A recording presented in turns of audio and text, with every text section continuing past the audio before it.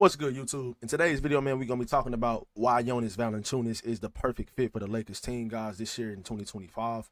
Um, we need to go ahead and trade for this guy, man. If we're not, because I just don't believe that we're gonna end up getting Walker Kessler. I think that the Jazz would probably want too much for him, or since he's been playing so well this season, I don't think that he's even gonna be available for trade. According to Evan Sidery, as of right now, the Jazz are not willing to trade Walker Kessler before the 2025 NBA trade deadline. There are 5 teams in the Western Conference that have recently shown trade interest in JONAS Valanciunas, and we've kind of been knowing this already for a while that the Lakers have interest in him. They don't fit the timeline of like trying to trade for him or trade for players that are on declining contracts or fit the timeline of the next 4 to 5 years along with JJ Redick. But at the same time, if you're trying to just go ahead and go all in right now and just try to get you a really, really significant upgrade over any backup center that you have on your team right now in Jackson Hayes or Christian Koloko, JONAS Valanciunas is the perfect fit for that because, like I said, guys, JONAS Valanciunas is averaging 12 points and 8 rebounds in only 20 minutes a game. If JONAS Valanciunas did anything near that type of production with this current Lakers team off the bench, that is a significant upgrade. I know a lot of people worry about, the shot blocking or the switchability on defense and stuff like that. But like I said, guys, the guys that we have on the team right now, they don't fill that void at all. They're not good in that department. And the Lakers are still 4 or 5 games over 500 while I'm recording this video. So what I'm saying is, if you get your perimeter guys defensively, if those perimeter guys are being able to guard on the perimeter, which they have been able to do, especially since the Dorian Finney-Smith trade, you got great news on Jerry Vanderbilt coming back within the next week or two. And just if you're getting more stronger defensively. My point is, JONAS Valanciunas is a great rebounder and he is a great scorer, especially off your bench. He has a really good touch around the rim. He's a great screener, good offensive rebounder. So he is a significant upgrade over anyone that you have on your team right now. I know a lot of people worry about, every time the Pelicans played against the Lakers in the past, Anthony Davis would pretty much play him off the court because he could not guard him. But at the same time, you're not going to need JONAS Valanciunas to be guarding against other starting centers in the NBA, 25, 35 minutes a game because he's not going to be getting that much playing time, unless he plays a significant role in like a playoff series where he has to guard like Jokic while Anthony Davis shadows behind him or vice versa. You know what I'm saying? You have that versatility to where you can play him and Anthony Davis on the court at the same time, you know? So, like I said, this guy is going to give you 10 points, 9, 10 rebounds off the bench. It's going to get you a lot of second chance points, a lot of second chance opportunities. And, he cleans glass pretty well, too. He's a great rebounder. He boxes out, and he is a great screener. And that's one of the most underrated things when it comes to having good centers, getting guys open on screens. And that makes the offense more fluid, and it makes it better, obviously. So, JONAS Valanciunas would be a perfect fit for this team, guys, as a backup center. Nikola Vucevic would be good too. And the thing is, you wouldn't have to pay that much for him. You wouldn't have to give up significant draft capital in order to get JONAS Valanciunas. It wouldn't take much. I think it might take like a second round pick or two and maybe like Gabe Vince's contract. A lot of people are upset and don't want to trade for Valanciunas because he didn't sign with the Lakers this offseason. But at the same time, like, he's still available now. I never did understand the fit of JONAS Valanciunas on the Washington Wizards, even from the start of the summer when he signed with them. Like, he does not fit their timeline at all. He's an older player. He's getting up in age. He's like 32, 33 years old. So he doesn't fit the timeline of a rebuilding team. And I know he might have probably didn't want to play that role of just being like a good locker room guy. You know what I'm saying? He can still be on contending teams, helping them contribute to winning games, winning playoff games, and possibly even working towards a championship, depending on what team he's on. The Lakers are not far off. I continue to say this in every single video. I've always said this the whole entire since last season. I don't think the Lakers are far off. But the Dorian Finney-Smith trade was absolutely great for the team. He needs to be starting immediately. He should be the start on the team. I think he fits what our starters in Austin Reeves, Max Christie, LeBron, and AD. I think Dorian Finney-Smith fits with that 4-man unit perfectly.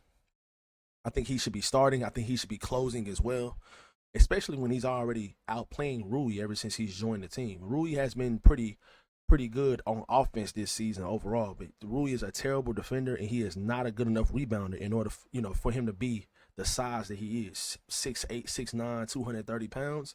Rui is a bigger guy and he is not a good rebounder. So that's one of the main things that the Lakers struggle with is rebounding. And like I said, Jonas Valanciunas, he immediately changes that for you when he comes to this team. If you trade for him, Nikola Vucevic, Day'Ron Sharp, these guys are really good rebounders. And even if Jonas Valanciunas doesn't come off the bench and score 12 to 15 points every single night, he's going to have some games where he does do that, especially against certain matchups. And in the Western Conference, guys, you need as much firepower as you can get. So Jonas Valanciunas is a significant upgrade over Jackson Hayes. Last night's game against the Mavericks, Jackson Hayes came in the game for 4 minutes, and he had 4 fouls in the first half. He is not an NBA caliber He is not an NBA caliber basketball player. The only thing Jackson Hayes is just athletic. That's it. He is not a good basketball player, and Jonas Valanciunas is actually a solid and skilled basketball player when it comes to scoring around the rim, when it comes to setting screens, being coordinated. Like, Jackson Hayes is so uncoordinated and so goofy, and Valanciunas helps you on the offensive end immediately. And I think defensively, he's not a great defender, but he's not a terrible defender either. He's not bad. He's bad in, like, when you switch him out onto guards and having to guard the perimeter. Yeah, he's bad in that department. But when you have other good perimeter defenders and you have Anthony Davis behind you, that would help. And you're not going to have to rely on him for 30 to 35 minutes because he's not going to be your starter. And then on top of that, like, nights where Anthony Davis has to take off or doesn't play because of rest or whatever, because he's been pretty healthy the last couple seasons, Jonas Valanciunas could start those nights and he could give you an offensive lift. And he could help the offense when Anthony Davis is off the court, because the team struggles significantly when he's off the court on both sides. But at least Jonas Valanciunas can help you score on offense when Anthony Davis is off the court. You won't have a bad drop-off on both sides of the ball. So, in my opinion, guys, Jonas Valanciunas, ever since he's been in consideration to join this team, I know a lot of people don't like the older guys and stuff like that, but you got to look at players around the league that are on championship teams that haven't been good on bad teams, but when they go to a championship team, that team gets a significant lift. Like Derek White for the Celtics. Derek White was not a great role player for the Spurs. He was a good player, but he wasn't a great player. And it seems like his role with the Celtics has elevated his game because he's around other great players. Same thing with Al Horford. Like, these guys are helping the Celtics win games and be one of the best teams in the entire NBA. Same thing with, like, a Karis LeVert or a George Niang for the Cavaliers. Like, some of these players around the league, they aren't that good they don't contribute to winning that much. They're on bad teams. But once they go to a good team, they start contributing, and that team seems like they go up another level. I feel like Valanciunas or Vucevic or some of these other centers that will be a backup player on your team that could play alongside some of your starters, they help out your team significantly. So, like I said, man, Valanciunas, if you only getting this guy for 2 second-round picks and like Gabe Vincent or some type of trade like you did for Dorian Finney-Smith, I think that would be a great trade for the Lakers. And Malcolm Brogdon, even though he's unhealthy, I've always said, like, a lot of these players in the NBA, it doesn't seem like when they playing on good teams, they're not significantly missing a lot of games when they're trying to contribute to winning, because everything is different.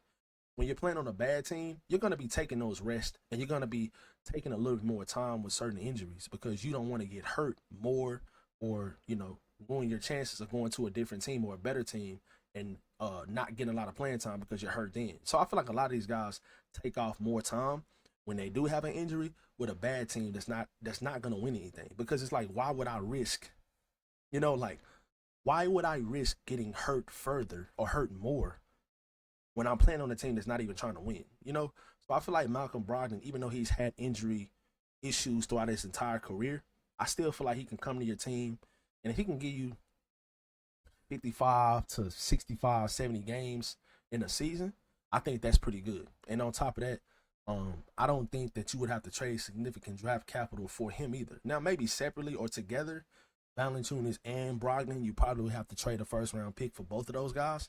But would you guys be willing to trade one first round pick for both of those guys in the same trade or the same deal, or even Kyle Kuzma slotted in there as well? But you would have to obviously you would have to trade more contracts.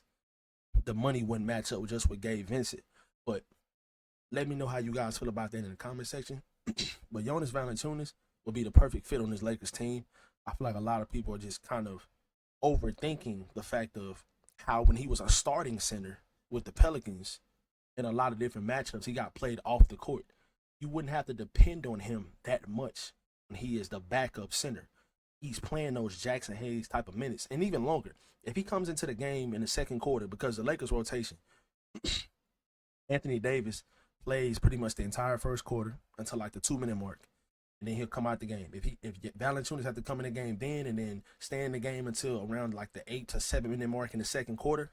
So what is that? 6 minutes, 7 minutes in the first half, and then do the same thing in the second half. So if he plays 14 minutes a game, 15 minutes a game, Jonas Valanciunas minutes would significantly help your team more than Jackson Hayes. I feel like every single time Jackson Hayes is on the court, he hurts the team. He never helps the team. It's whether he's putting the other team in the bonus sooner, or he's giving up layups, or he's missing layups, or going to the free throw line and missing free throws. It's just nothing positive that comes from Jackson Hayes' minutes. And you need positive minutes from every single player on your team if you're going to be a championship contending team. Jonas Valanciunas comes in and he automatically is going to give you positive minutes. Whether he might make a few mistakes on defense, but he's going to give you some positive minutes on offense. He's going to give you something that can contribute to winning on your team. And Jackson Hayes does not do that on a consistent basis. So Jonas Valanciunas would be a perfect fit in my opinion for the Lakers, guys. Let me know how y'all feel about it in the comment section below. And what underrated trades would you guys make for the Lakers before the NBA trade deadline? I'll catch you guys in the next video.